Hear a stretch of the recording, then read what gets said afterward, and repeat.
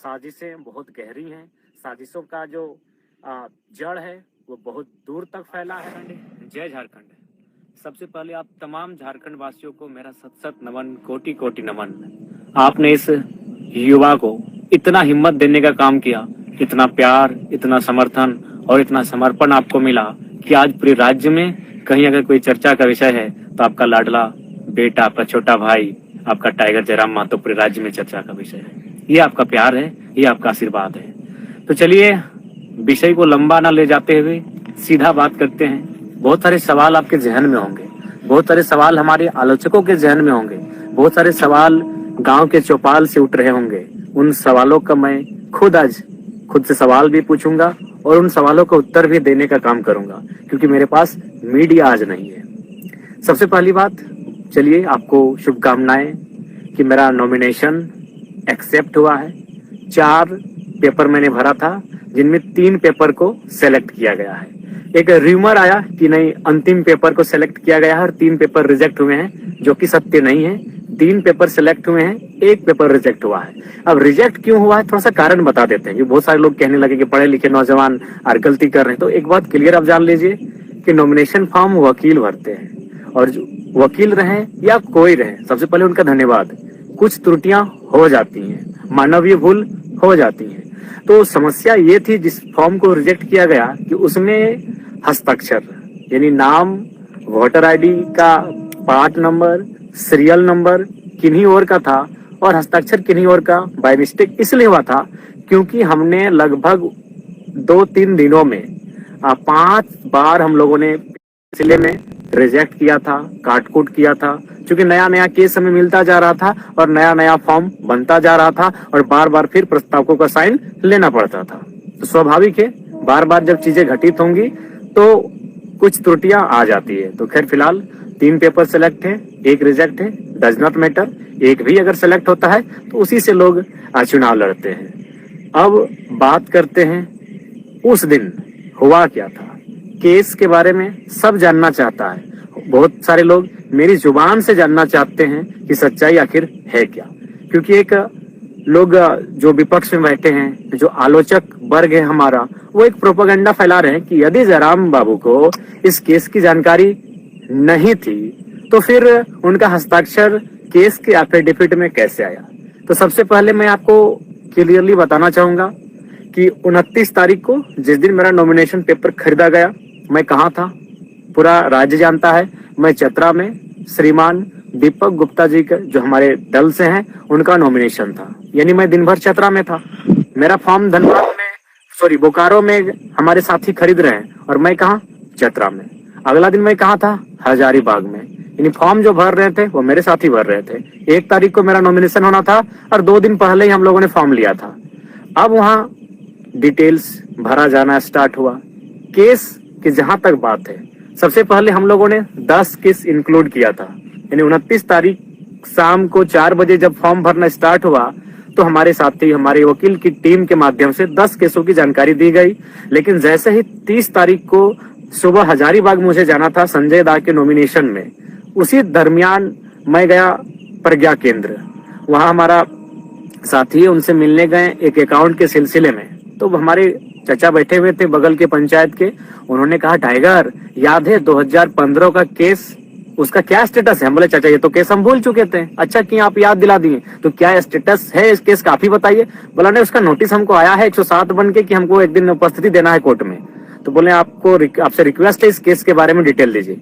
फिर उन्होंने 2015 का केस जो सड़क जाम का केस था और उस केस में कोई एक्टिविटी नहीं है, 15-10 साल पुराना केस हो चुका है लेकिन अभी तक कोई एक्टिविटी नहीं। तो फिर उस केस का डिटेल दिया गया। यानी फिर उस डिटेल को हम व्हाट्सएप के माध्यम से अपनी टीम को भेजे जो मेरा फॉर्म भर रहे थे कि ये केस को इंक्लूड कीजिए, एक नया केस फिर मिला है। यानी वो केस इंक्लूड किया गया। अब केस नंबर 11 हो चुका है। कब हुआ है, संजय दा के नॉमिनेशन में हम जा रहे हैं, यानी दिन के 11 बजे मेरा केस नंबर हो रहा है 11। नॉमिनेशन होता है संजय दा का। हम बिशुनगढ़ आते हैं। संजय दा को कोई भी चाहे तो संजय दा से फोन में बात कर सकते हैं। बिशुनगढ़ जैसे ही हम क्रॉस करते हैं, संजय दा का फोन आता है कि जयराम भाई, नगड़ी थाना की पुलिस आपको डिटेन करने के लिए आई है, आप नॉमिनेशन करेंगे और वे लोग डिटेन कर लेंगे या फिर आपको नॉमिनेशन करने से पहले डिटेन करेंगे। तो हमने कहा संजय दा, नगड़ी में मेरा कोई केस ही नहीं है। हम तो आश्चर्यचकित हो गए कि नगड़ी में मेरा कोई केस ही नहीं है। हाँ, मेरा एक केस है 23 मार्च 2023 को विधानसभा घेराव के दौरान है और वो जगन्नाथपुर थाना में है। यानी मेरा नगरी में कोई केस नहीं है। मैंने संजय देव का, उन्होंने कहा नहीं नहीं आप क्लियर कीजिए, क्योंकि मेरे एक साथी वहां रहते हैं, उन्होंने परफेक्ट सूचना दिया है। यानी नॉमिनेशन मेरा था 1 मई को और रात 8 से 9 बजे 30 अप्रैल को पुलिस के एक पदाधिकारी के माध्यम से उस केस की जानकारी मिली। फिर हम लोगों ने आनन फानन में ये जानने का प्रयास किया कि उस केस में धारा क्या है। तो फिर हमने अपने साथियों के माध्यम से जाना कि उसमें कितनी धाराएं हैं, तारीख क्या है, उस केस का संख्या क्या है। यानी रात को 10-11 बजे उस केस का सारा डिटेल्स मिलता है। नॉमिनेशन सुबह है और केस का डिटेल्स मिले रात के 10-11 बजे। और हम लोग पहली बार, मुझे याद है 29 साल के कैरियर में, कि हम 1.5 घंटा फर्स्ट टाइम किसी रात को सोए हैं। 3 बजे सोए हैं, 4:30 बजे उठ गए हैं। यानी इतना रात भर हम लोग टेंशन में थे। यानी सुबह उठ के जो हम लोग का डॉक्यूमेंट तैयार हो चुका था, फिर उसको रिजेक्ट करते हैं, क्रॉस करते हैं। क्यों? क्योंकि फिर एक नए केस को ऐड करना था। यानी फ्रेश फिर बनता है। सुबह हम लोग नॉमिनेशन की तैयारी कर रहे हैं, सुबह हम लोग का काफिला सज रहा है, सुबह हमारी गाड़ियां सज रही हैं और हम लोग तैयारी कर रहे हैं नए पेपर भरे जाने की। अकबकी का इम्तहान देखिए। फिर नए केस को ऐड किया जाता है और हम लोग नॉमिनेशन के लिए पहुंचते हैं। चूंकि यह केस 2 साल पुराना था। ये केस कब का है ये भी आपको बता दें। ये केस है आपका 21 मार्च 2022। यानी पहली बार जब ये आंदोलन अपने पीक टाइम में था और हम लोग फर्स्ट टाइम विधानसभा घेराव का कार्य किए थे, उस समय का है। और उस समय सभी जानते हैं कि हमारी एक्टिविटी बिल्कुल नियमता हुई। वहां उस समय जो डीएसपी मौजूद थे, उन्होंने बहुत सारे न्यूज चैनल में, बकायदा मुझे सनी दा का नाम याद है, उन्होंने पूछा भी था कि जयराम महतो पर कोई एफआईआर होगा। उन्होंने कहा नहीं, जहां तक 144 लागू है उस सीमा के बाहर ये लोग धरने पर बैठे हैं, कोई एफआईआर नहीं होगा। तो हम लोग भी आश्वस्त हो चुके थे। और सबसे खास बात, यदि डिटेन ही करना था, यदि वारंट ही निकालना था, तो 2 साल के दरमियान मैंने नहीं करने से भी 2-2.5 हजार सभा किया है। उस दरमियान अरेस्ट करते, चतरा नॉमिनेशन के समय अरेस्ट करते, हजारीबाग नॉमिनेशन के समय अरेस्ट करते। लेकिन खैर, साजिशें बहुत गहरी हैं। साजिशों का जो जड़ है वो बहुत दूर तक फैला है। लेकिन उम्मीद है कि हम लोग भी बीज हैं, दबेंगे नहीं, पुनः उग जाएंगे। तो ये केस का डिटेल है। मैं मानता हूं केस की जानकारी मुझे बिल्कुल 30 तारीख को कंफर्म हुई है। और 30 तारीख को जैसे ही कंफर्म हुई, अगले दिन नॉमिनेशन के दिन हम लोग अपना फॉर्म को चेंज किए, उस पेज को, और नया पेज प्रिंट आउट करके निकाले, उसमें केस के डिटेल्स को भरे और फिर मैंने अपना हस्ताक्षर किया। ये रियलिटी है, ये फैक्ट है। आप संजय दा से पूछ सकते हैं कि संजय दा ने जब मुझे जानकारी दी तो मेरे चेहरे में किस प्रकार से एक आश्चर्यचकित का क्वेश्चन मार्क था। संजय दा ऐसा कैसे होगा? नहीं, मेरा नाम ही नहीं हो सकता है, इतना हम कॉन्फिडेंट थे। तो ये केस का मैटर। अब एक सवाल ये आ रहा है, भाग गए, फरार हो गए। मैं आपसे पूछना चाहूंगा कि भागने का अर्थ, भागने की को कैसे आप परिभाषित करेंगे? मान के चलिए हम किसी नदी के बीचों बीच हैं और नदी के जो पानी है, उस पानी को जिम्मेवारी मिली है कि जयराम महतो को घेर कर रखना है।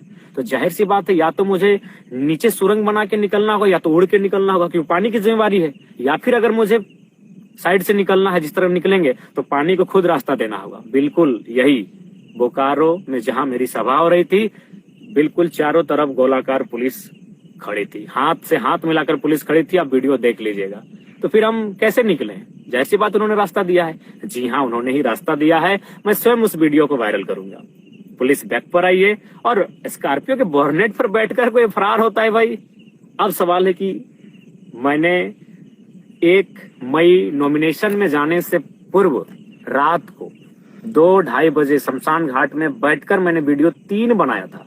एक वीडियो में यह संदेश दिया था कि मुझे पूर्ण आशा है कि मेरा अरेस्टिंग हो जाएगा, अरेस्टिंग होने के बाद फलाना कार्यकारिणी केंद्र अध्यक्ष होंगे। मैंने ये भी उस वीडियो में घोषणा किया था, क्योंकि मुझे भी पूर्ण आशा था कि मुझे डिटेन कर लिया जाएगा। इसीलिए आनन फानन में 3 सेटों को भरा गया, क्योंकि पूर्ण आशा थी कि डिटेन करेंगे ही करेंगे। लेकिन वहां तक, डीसी चैम्बर से बाहर निकलने तक मैं बहुत उत्सुक था कि मुझे अरेस्ट करें। उसके बाद सभा तक, संबोधन के बाद तक मेरी इच्छा थी, मेरी दिल्ली इच्छा थी कि प्रशासन मुझे अरेस्ट करे। लेकिन परिस्थितियां वहां बिल्कुल विपरीत थी। परिस्थितियां क्या थी? बहुत सारे लोग पेट्रोल लेकर थे कि आत्मदाह कर लेंगे। बहुत सारे लोग हिंसक और उग्र स्वभाव रूप धारण कर चुके थे। वीडियो फुटेज आप देखे होंगे। यानी मैंने इसलिए वहां से निकलना उचित समझा। मैं निकला हूं, फरार नहीं। मैं बार बार कहूंगा क्योंकि आप मेरा स्टेटमेंट अंतिम क्या था याद होगा कि एसपी साहब माफ कीजिएगा, भीड़ की भावनाओं का सम्मान कीजिए, डिटेन किसी और दिन कीजिए। ये मेरा अंतिम शब्द था कि एसपी साहब माफ कीजिएगा, भीड़ की भावनाओं का सम्मान कीजिए, डिटेन किसी और दिन कीजिए। और हम वहां से निकल गए। क्या आज हम घर निकलते हैं? बाद में इस विषय पर बात करेंगे। क्यों? 1.5 लाख की भीड़ और पुलिस कितनी थी? 1,500। क्या पुलिस में सामर्थ्य था कि हमें वो डिटेन कर लेते बिना किसी हो हंगामे के, बिना किसी उपद्रव के, बिना किसी मुठभेड़ के? पॉसिबल नहीं था। 1.5 लाख की भीड़, 1,500 पुलिस, अनहोनी अप्रिय घटना घट जाती। संभवतः अगर हमें डिटेन किया जाता, अभी कौन पब्लिक, भाड़े की पब्लिक नहीं थी, प्रेम से आई हुई, समर्पित भाव से आई हुई, इस नौजवान को चाहने वाली पब्लिक, 45 डिग्री के तापमान में अपने खर्चे से आने वाली पब्लिक अपने चहते बेटे को अपने सामने अरेस्ट होते हुए बिल्कुल भी नहीं देख पाती। पता नहीं बोकारो का विधि व्यवस्था उस दिन क्या होता, पता नहीं बोकारो की परिस्थिति उस दिन क्या होती। कहीं कुछ अप्रिय हिंसक घटना ना घट जाए, इसलिए मैंने बिल्कुल स्कॉर्पियो के बोर्नेट से कहा कि एसपी साहब माफ कीजिएगा, भीड़ की भावनाओं का सम्मान कीजिए, डिटेन किसी और दिन कीजिए। आप चाहे तो उस सभा में मौजूद तमाम मीडिया रिपोर्टर से पूछे, तमाम पुलिस के पदाधिकारियों से पूछे या जनमानस से पूछे। मेरा यही अंतिम स्टेटमेंट था, क्योंकि आसान नहीं था भीड़ को नियंत्रण कर पाना, आसान नहीं था मुझे वहां से डिटेन करके ले जाना। क्योंकि आप भी जानते हैं, आप हमें पसंद करें या ना करें, मैं ये अपने आलोचकों के लिए और विपक्ष के लिए कहना चाहूंगा, लेकिन ये आपको मानना होगा, आज लोगों के आशीर्वाद ने मुझे झारखंड का जन नेता बनाया है। आज 45 डिग्री के टेम्परेचर में लोग बिना अपना खर्च से गए थे, और आप एनडीए और यूपीए के प्रत्याशी कितने लोग अपनी मर्जी से गए थे और कितने लोग साधन जुटाने के बाद गए थे नामांकन रैली में, ये बताने की आवश्यकता नहीं है। गांव में चर्चा है कि टेम्पो में कई रुपया दिया गया था और बोलेरो वालों को कई रुपया दिया गया था और दिन भर रहने का कई रुपया दिया गया था। ये किसी से छुपा नहीं है। मैं कह रहा हूँ 10%, 15-20% गए होंगे उनके भी रैली में, जो उनके नजदीक के लोग हैं, जो उनके समर्थक हैं, लेकिन मैक्सिमम लोग भाड़े से लेकर गए थे, ये आपको मालूम है। तो ये बिल्कुल परिस्थितियां सामान्य नहीं थी कि हम वहां से डिटेन कर लिए जाते। मैंने यहाँ तक वीडियो आप किसी चैनल में देखिएगा कि डीएसपी साहब से हम कान में बात कर रहे हैं। ये कौन सा तरीका है कि भागने वाला आदमी डीएसपी से ऐसे कान में बात कर रहा हो? हम बोर्नेट पर बैठे हैं और डीएसपी साहब बगल में। हम उनको क्या कह रहे थे कान में पता है? कि सर या तो पिंडराजोड़ा थाना में हमको डिटेन करने का मौका दीजिए या तो पेट्रोबार में दीजिए। यहाँ से पॉसिबल ही नहीं कि आप हमको पकड़ के ले जाएंगे। यहाँ उपद्रव हो जाएगा, यहाँ अप्रिय घटना घट जाएगी, क्योंकि पब्लिक का मूवमेंट गजब का है। भावनाओं में भी है, आंखों में आंसू भी है और आंखों में अंगारे भी हैं। और मुझे लगता है बोकारो आज जल जाएगा। इसीलिए विधि व्यवस्था को मेंटेन कीजिए, डिटेन किसी और दिन कीजिए। और बिल्कुल स्कॉर्पियो के बोर्नेट से मैं निकला हूँ। उसके बाद फिर मैं नीचे बैठा और निकलते रहा। बिल्कुल पुलिस चारों तरफ थी भैया। भागना मतलब कि उड़ के जाते तो भागा मानते, नीचे सुरंग बना के जाते तो भागा मानते। चारों तरफ पुलिस है, वहां से हम कैसे पार होंगे? तो किसी ने हाथ छोड़ा होगा अपना, किसी ने रास्ता दिया होगा। हो सके हमारे चाहने वाले ऊपर पुलिस के लोग होंगे, संभावना है। तो हम तो उनके बीच से निकले हैं।